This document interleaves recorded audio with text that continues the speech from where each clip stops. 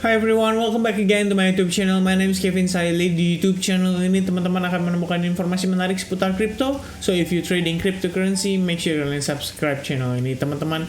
Welcome back again. Apa kabarnya? Mudah-mudahan sehat selalu. Mudah-mudahan tidak terkejut melihat Bitcoin rebound ya. Jadi memang yang paling penting, yang paling saya ingin remind ke teman-teman sekalian adalah kalau misalnya kalian nonton di video terakhir itu ngebahas fundamental secara mid to long term, which means rebound kondisi seperti sekarang itu biasanya adalah kebebasan para pelaku pasar, terutama para whales untuk memanipulasi harga. Ya, mungkin pertimbangannya adalah mereka-mereka yang masih ingin jualan tapi mereka menahan barang supaya harganya di-pump dulu. Dalam artian ya kita ngelihat situasinya tuh dibuat seakan-akan para retail itu tertarik untuk beli dulu, baru kemudian mereka bisa jualan. Perlu diingat, sama halnya seperti kita berdagang atau berjualan, yang namanya kita punya barang dan kita pengen jualan, kita harus membuat ada demand-nya terlebih dahulu. Makanya proses paling sulit itu adalah proses marketing, bukan sales ya. Kalau sales itu artinya sudah ada marketnya. Tapi kalau misalkan marketing itu harus ada istilahnya promosi, harus ada istilahnya diskon, harus ada pokoknya hal-hal yang bisa menyebabkan para retail itu akhirnya tertarik untuk membeli, dan itulah proses marketing yang mungkin saat ini sedang dilakukan oleh para whales. Sebetulnya kalau misalnya kita lihat, langsung aja kita masuk ke dalam price actionnya ya. Kita udah ngebahas fundamental kemarin cukup panjang, 15 menitan. Jadi kalau teman-teman nonton video yang terakhir, harusnya teman-teman punya gambaran kenapa in the long term masih ada possibility kita ngelihat crypto market itu tertekan.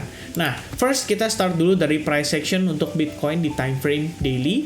Nah, teman-teman boleh coba perhatikan ya. Waktu kemarin kita udah sempat discuss dan saya sudah sempat memberikan informasi juga melalui grup Telegram. Jadi make sure kalau kalian belum mampir, boleh mampir ke sana supaya dapat tambahan informasi lah ya. Barangkali saya sharing di sana. Jadi yang paling penting adalah kita waktu di beberapa video yang lalu, kayaknya sekitar Bitcoin yang urgent atau yang di fundamental ini ya, in between lah, itu saya sempat bahas tentang price actionnya, di mana trendline ini sebetulnya menurut saya masih cukup fleksibel. Reasonnya kenapa? Karena sebetulnya yang paling penting utamanya itu supportnya adalah di kisaran dua area ini ya. Jadi selama dua area ini itu belum benar-benar terbreakdown, kita masih bisa anggap trendline ini tuh masih dalam keadaan valid. Dan rupanya reaksi yang kita dapatkan sepanjang pergerakan kemarin, terutama untuk time frame 4 jam, menariknya adalah bisa close back di atas area tersebut. Jadi supportnya itu somehow maintain Bitcoin untuk bisa bertahan di atas area support, dan yang kalau di time frame 1 jamnya bahkan kita mendapatkan reaksi dari bullish order blocknya, which is dalam dua kondisi terakhir adalah di kisaran range price ini. Jadi antara dua area ini memang memberikan semacam kalau kita bilang bisa menstimulate lah orang-orang untuk beli kembali si Bitcoinnya, atau mungkin cukup banyak order beli yang mungkin dipasang atau dijaring di kisaran range price tersebut. Kenapa? Karena sebelumnya kalian bisa lihat ya, ini pergerakannya sangat impulsif ya. Begitupun di sini sangat impulsif. Dan keduanya memiliki volume trading yang lumayan signifikan. Kalau misalkan di sini, seingat saya itu kebanyakan di beberapa exchange. Jadi begitu kemarin kita nyampe ke level tersebut, ini volumenya tuh meningkat signifikan dan drastis. Artinya dari segi order tiket, mungkin untuk Binance, Bitstamp, Bybit dan beberapa exchange besar lainnya itu memiliki sebuah kalau kita bisa bilang ya, pokoknya kalau volume mereka di average menyebabkan di index price-nya pun volumenya lumayan signifikan. Jadi itu bisa diperhatikan bahwa support saat ini menurut saya cukup valid dan cukup strong. Sebenarnya kita nggak langsung bahas dari sini, nanti kita bahas dari time frame daily terlebih dahulu ya guys ya. Jadi yang pasti adalah kalau misalkan demikian, saat ini kita terlihat membentuk semacam bullish engulfing pattern.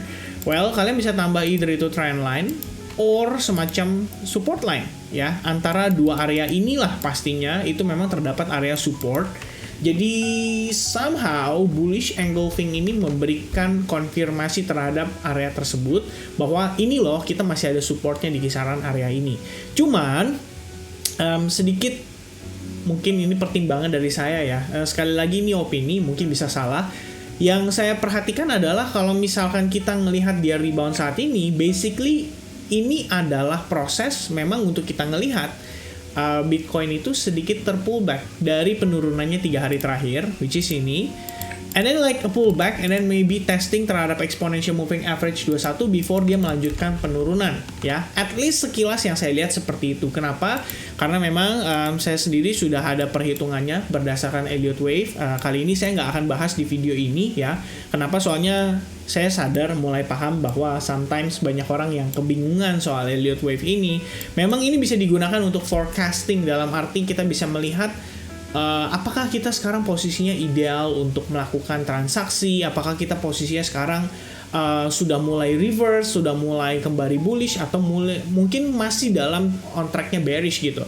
Nah sekilas kalau teman-teman perhatikan, ini kan memang untuk kita mengejar ke wave 3 itu pastinya harus melalui yang namanya wave 2 kalau di dalam Elliott Wave teori sendiri. Dan berdasarkan teorinya, kalian bisa lihat ini proses ini saya anggap sebagai wave 1, which is yang ini ya. Dan kalau misalkan kita memang perlu mendapati wave 2, belum tentu di Fibo 61,8. Bisa jadi di Fibo 50, bisa jadi di Fibo 38,2. Pertanyaannya adalah, dari mana kita tahu bahwa ada potensi di area tersebut sudah mulai kehabisan momentum buyersnya? Dan ya itu sebenarnya jawabannya ya. Dari mana area tersebut kita bisa jadikan sebagai patokan bahwa oh ini udah mulai wave 2 nih, sudah mulai ketahan, sudah mulai menemukan area topnya, dan akhirnya bisa melanjutkan impulsif penurunannya. Jadi menurut pandangan saya, Bitcoin, terutama time frame daily, selama dia belum berhasil break dari resistance line yang kita sudah anggap seperti sebagai resistance yang sangat major, ini kalau based on daily time frame ya, dalam arti closingnya. Even nanti closingnya sudah berhasil pun, ingat loh, masih ada bear flag pattern yang terbentuk di time frame hourly tadi yang sudah kita bahas ya di awal video ini ya. Jadi itu belum benar-benar back to bullish gitu loh. I mean, kita mungkin ngelihat dia rebound sesaat, tapi jatuhnya lebih ke arah opportunity untuk para whales kita kembali buang dan jualan barang mereka. Nah itu setidaknya pertimbangan yang perlu diperhatikan. Kenapa? Ada satu faktor lagi yang menurut saya sangat berpengaruh terhadap market saat ini, yaitu dolar. Kalian bisa lihat dolar indeks hari ini, bahkan lebih tepatnya per detik ini, dia lagi ongoing create higher high.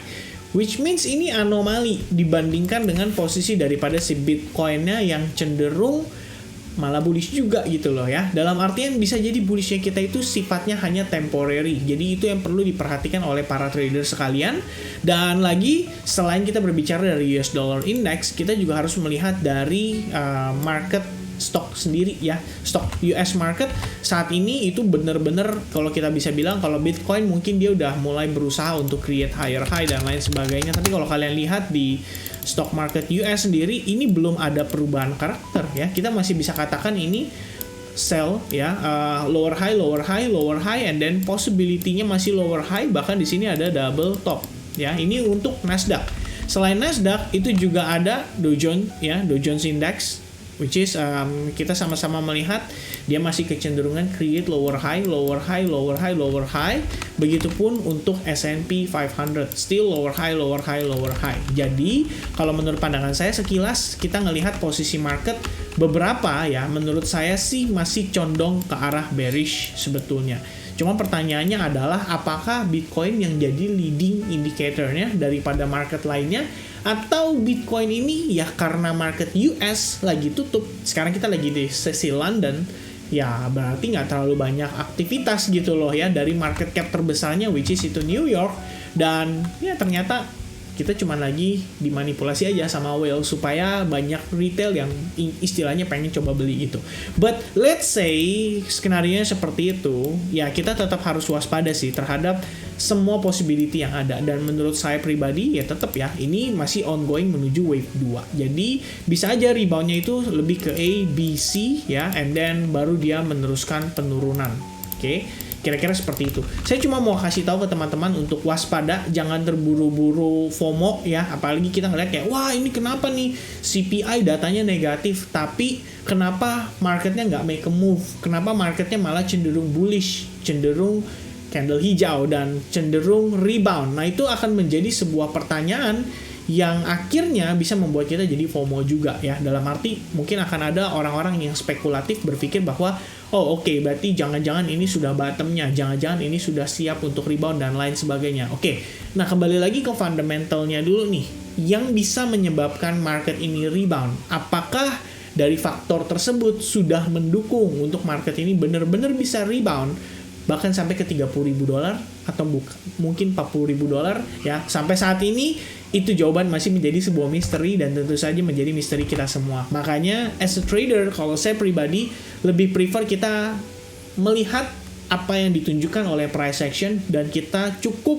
mengambil eksekusi atau tindakan berdasarkan price action tersebut. Jadi sekilas kalau saya boleh kasih statement, reboundnya sifatnya hanya temporary.